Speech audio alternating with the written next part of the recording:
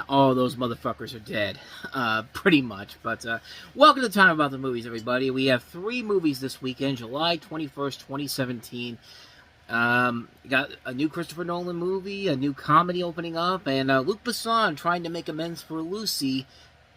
Didn't really work out all that well. It's better than Lucy, but yeah, it's still pretty rough. But of course, the biggest new release of the weekend is the latest film from Christopher Nolan, who coincidentally, like Luc Besson, had a really bad movie released in 2014. And not to say Interstellar was terrible, but the first half was definitely better than the second half. But Dunkirk is a return to form for him, man. So the story, of course, takes place during the Battle of France in World War II, where you have the evacuation of Allied soldiers from Belgium, the British Empire, and France, who were cut off and surrounded by the German army from the beaches and harbor of Dunkirk, France, between May 26th and June 4th, 1940. And it should surprise nobody that I like a good majority of the works of Christopher Nolan, with the exception of Interstellar, but I think he is one of the great directors we have right now, and Dunkirk is another really great movie from him, for the most part. While I think a lot of the movie works in the cinematography and the visual effects and most of the technical aspects, they do a really good job of making you feel like you're right in the middle of the action. Cinematographer Hoyt van Hoytema does an excellent job of creating these intense and epic cinematic shots shown all throughout the movie, and especially if you saw this on Cinemark XD. I mean, talk about a great experience to see this on the biggest screen you could find out there. The visual effects are nicely done, too, using a lot of practical effects to create some of the more intense action sequences.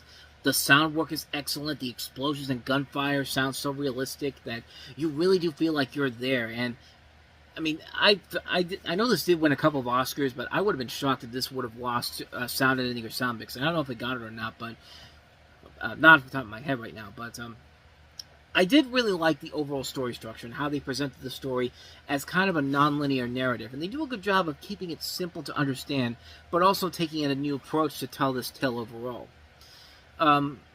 If there really was anything I would say about the movie that I didn't think was all that great, it's the fact that there really isn't a lack of interesting characters. The only character I really had any emotional investment towards in this movie was Mark Rylance. And again, it's Mark Rylance. I mean, the guy's a phenomenal actor. He won the Oscar for Bridge of Spies and for a reason. I mean, he is that great of an actor. Everybody else, I didn't think they were written as well as they could have been. I mean, to fully get me invested in their stories overall, they have no real personalities to them. They're just kind of it's hard for me to connect to any of them because I know nothing about them. The movie is just like, oh, here's our characters. That's all we're going to tell you. Bye. It's just like, and that's where the film really took me out of it overall, was the lack of interesting characters in general. I mean, even in a war movie like Saving Private Ryan, you still cared about those characters in that movie. You still cared about the characters in Black Hawk Down. You still cared about the characters in some of the greatest war movies ever made. And this one should have been one of the greatest war movies ever made, but I'll give it this.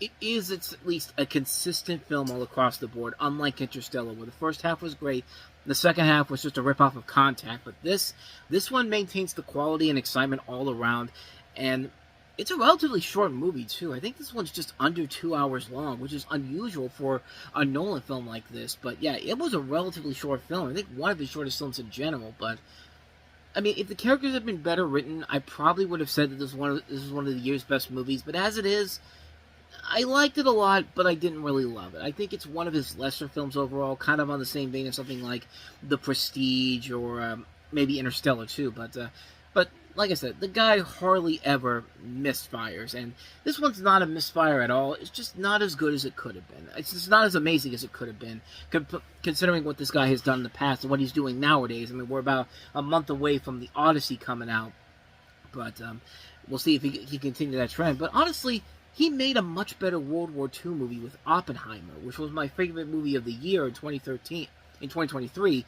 and now I'm thinking about it, was it my favorite movie of 2023? If it wasn't, it was definitely high up there. It was my second favorite movie of the year, behind Spider-Man Across the Spider-Verse. But yeah, I can see why I would say that. But Oppenheimer was definitely the far superior Nolan World War II movie in general. I mean, that one, I think, did a better job of giving you the scope and scale, the characters that you get invested in. This one didn't really have that with the characters in general, but it's still a really good movie, and I wish I could give you more to it, but honestly, when I did my review, I was thinking to myself, is this really all I got to say about this movie? Because it's a Christopher Nolan movie. You should expect to say more about it, but Not really. I mean, this is definitely one of his lesser films, but it's still not a bad movie at all. It's a really good movie, but I felt like it could have been a so much better movie than it actually was. But take that for what you will. Let's put it this way. Before we had Barbenheimer, we had a Dunkirk trip, because our next movie was one of those big surprise hits that really came out of nowhere. And that is our next movie, that is Girls Trip. A raving about Girls Trip. She ready, yeah. It's hilarious at every turn. Yeah. Oh, slow down, baby. You know what, girl? Unapologetically funny. For real, though? Girls Trip is the funniest movie of the summer. That's not my arm. Okay. Girls Trip with unrated, deleted scenes and outtakes. Yeah, the marketing for this movie really wasn't all that great. In fact, it was so bad that I couldn't even find a legitimate TV spot from when the movie was coming out of theaters. I had to get one that was literally for the Blu-ray release of the film, and even that is telling you, yeah, this probably isn't going to be a good movie when you see that in the trailers. The marketing for this movie was pretty bad. I mean, I stick by those statements when I said it when the movie was coming out. The trailers and posters for this looked absolutely awful, especially that poster, which you'll see it in the thumbnail, but I'll show you two right here. Like, just look at their faces. It does not look like they're actually there, and it just felt like the person who was making those photos just said, just make silly faces and all that, and that's what we'll sell the movie on. And well, let's just say, thank God the movie was a whole lot better than the actual marketing, because, yeah, Universal should have fired the marketing team behind this movie, because had this movie not been the really good movie that it was, yeah, this thing could have been a massive flop almost immediately. But the story of this movie is that you have Regina Hall, Queen Latifah, Jada Pinkett Smith, and Tiffany Haddish, who are four lifelong friends who go on a long overdue weekend getaway trip to New Orleans for the annual Essence Music Festival. Their sisterhood is rekindled, and wild sides are rediscovered with a night of partying, hookups, and bad decisions, as well as raw and vulnerable moments to strengthen their bond. And, yeah, like I said, man, this movie was legitimately not only really good, but really friggin' funny, man. I'm not even kidding. This movie actually did give me some good, hard, long laughs in here. More than any R-rated comedy I had seen since Sausage Party the year before. So, really, what ended up happening? Why was the marketing for this so terrible, but the movie was actually good? Well, I mean, let's be honest. Most movies have bad marketing, but if you actually go see the films, you realize that, oh, they're actually really good. I mean, this is not a new thing, but with Girls Trip in particular, it's amazing how this film looks so terrible, looks so bad, and yet the movie turned out to actually be really good, and people came to see it because of how good the critical reception was, as well as the word of mouth later on.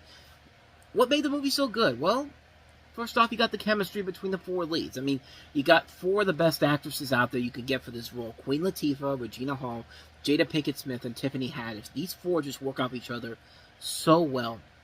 They're the glue that holds this thing together and keeps it afloat. And everybody gets their chance to shine, especially Tiffany Haddish, who by this point had been on shows like The Carmichael Show, which was a very good underrated show with Gerard Carmichael, but that got canceled a couple of years after it first started. But, I mean, with Haddish in this and Little Ro Howie and having some of the best lines in Get Out, it was really a year for people from The Carmichael Show who weren't named Gerard Carmichael. I mean, most of you probably forget who Gerard Carmichael even is at this point, but the jokes in this were really funny, and a lot of them do come from Haddish, who really is very funny and really is somebody that was on her way to becoming one of the best comedic actresses out there. And there was that brief trend where she was going to be the next big thing, and then she kind of faded out for a little bit, but slowly but surely is starting to make her way back in 2026. But yeah, the movie was actually really clever in how to do raunchy comedy, because for the most part, they would do the raunchy comedy without going all the way with it. Like, there were clever little touches they did to have that raunchy comedy edge, but without getting extremely annoying at it. I think the script by the creator Blackish, Kenyon Barris, and Tracy Oliver, I think, was really doing a good job of letting the story play out and not going for too many cliches, at least in the first half of the movie. By the second half, we start to get into too much of a little cliche comedy territory, but it's never to the point where it feels like you're being taken out of the movie. And once again, like a film like How to Be Single, which is a criminally underrated rom-com from 2016, the end of the movie actually embraces the idea of being single, which I'm glad to see more rom-coms who are doing that at this point. And again, it works simply because you have a good director in Malcolm D. Lee, who's made a lot of really good stuff. You know, he usually does a good job of letting the actors carry the film because of how well their chemistry and connections work. You see it with the Best Man movies. You see it with Barbershop, The Next Cut, Rollbound, Soul Man, Welcome Home, Roscoe Jenkins, Undercover Brother. You know, even in something like Space Jam: A New Legacy, where that is, I mean, that's one of his weakest films, but I mean, it's still better than his only real stumble, which is Scary Movie 5, which he was only brought on there to be a pay-for-play director. He had no hand in the script whatsoever, or knew how to do his tricks on that movie in particular. But yeah, that's the real misfire from him in general. But for the most part, he's been really good as a director, and I don't know, man. Like, this movie was a lot more fun than I had any idea of expecting it to be. Judging by the marketing, I mean, this is not only a really good comedy, but it finally gets us out of this terrible R-rated comedy downward spiral that we've been stuck in for almost a full year. I mean, this was worth the wait. It is definitely a movie that is one that needs to be seen. It's one of the best R-rated comedies of recent memory.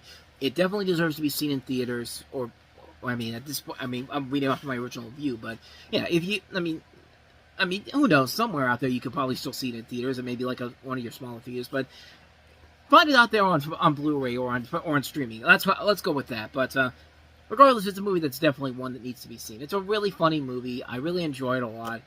One of the big surprises overall. I couldn't believe I actually found more enjoyment out of Girls Trip than I did with Dunkirk. Which, yeah, that's the biggest shocker of them all. So, and then you have Buzz Killington coming back into the picture. Our good friend Luc Besson, who 3 years ago made what was then my worst movie of all time, Lucy. And he makes a better movie with Valerian and City of a Thousand Planets. Just barely, but it's better than Lucy. Enjoy the show.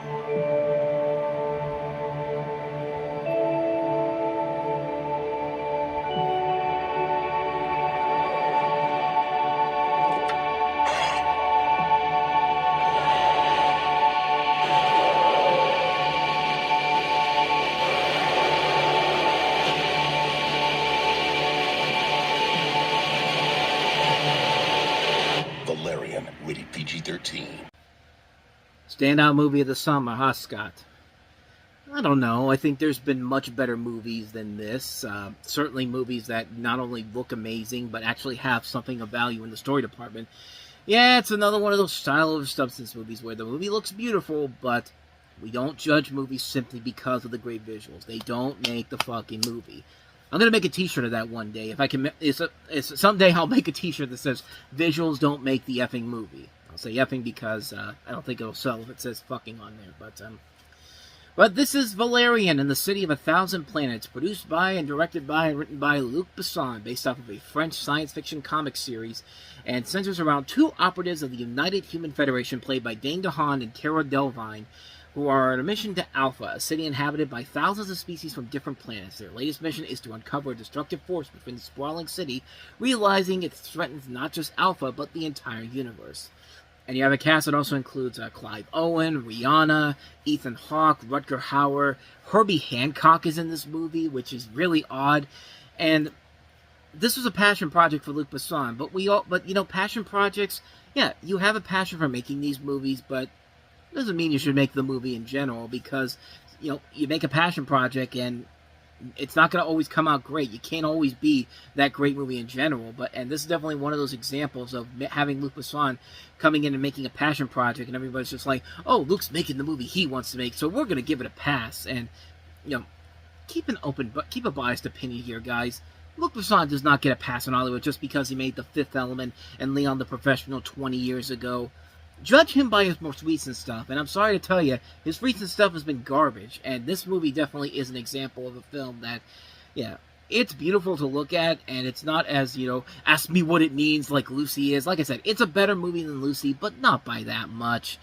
It also doesn't help that it's not directed well. You don't have an interesting story that we haven't seen done before. It's one of those sci-fi movies that thinks it could get by on the visuals alone, and you can't do that with a movie like this. Especially, you need better leads than Harlem Shake Enchantress and also Diet Leonardo DiCaprio. Sorry, the movie doesn't work. It's a movie that just sucks all the way around. Yeah, it's beautiful to look at, and congratulations, you showed what $200 million looks like for your visual film, but doesn't make it a good movie. It does not make it a good film whatsoever, and it certainly has not been a good year for Dane DeHaan, who had this and then A Cure for Wellness to start the year off. So you can see why his career kind of tapered off after this, and again, Harlem Shake Enchantress also too, but because Cara Delevingne was the Enchantress in Suicide Squad, and she literally wouldn't stop doing the Harlem Shake. It's just, I mean, I don't think I need to explain that. If you haven't seen my review of Suicide Squad, it's out there somewhere. So, but yeah, overall, the movie is pretty lame. I mean, yeah, it has good visuals, but again, it doesn't help to sell the movie. And I really do feel like this is one of those films where, Luc Besson, he had he had started his own movie studio where he distributed films. And when your film list includes films like Nine Lives and also, what's the other one? Shut In. And there's a couple of other ones too I'm trying to think of. Miss Sloane, The Circle. Yeah, it's pretty obvious that you're not cut out to own a studio like this if you're just going to keep putting out the same generic garbage over and over again, and movies that may look ambitious but are not very good.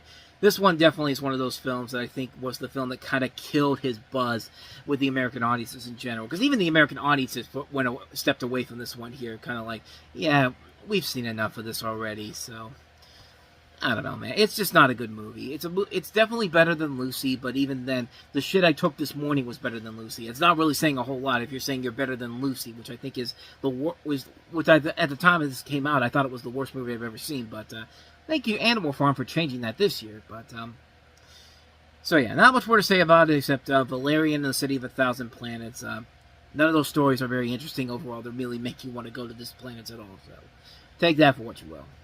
And so we wrap up another episode of Time About the Movies, and next time we'll wrap up July, and we'll start off on a very sour note, because Sony Pictures Animation canceled a Popeye movie to bring you the Emoji Movie. Genndy Tartakovsky directed Popeye movie for the Emoji Movie. I hope it's worth it, Sony, because, yeah, you made one of the worst animated movies ever made.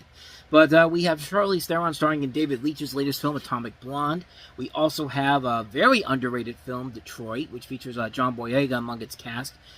We also have the sequel that everyone was asking for, obviously. The sequel to An Inconvenient Truth, an inconvenient sequel, Truth to Power. And we also have Brigsby Bear. Is that it, or is there more? I believe that is it. So what do we got here? I think 5 films. 5 movies overall to take a look at next time around.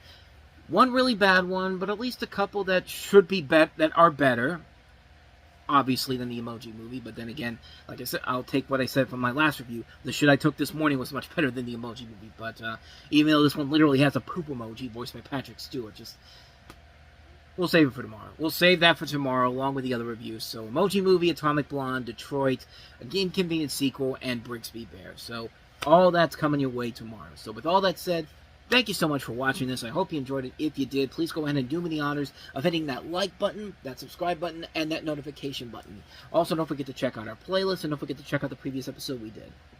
So, with all that said, whether it's in the past, the present, or the future, I will see you at the movies. Take care.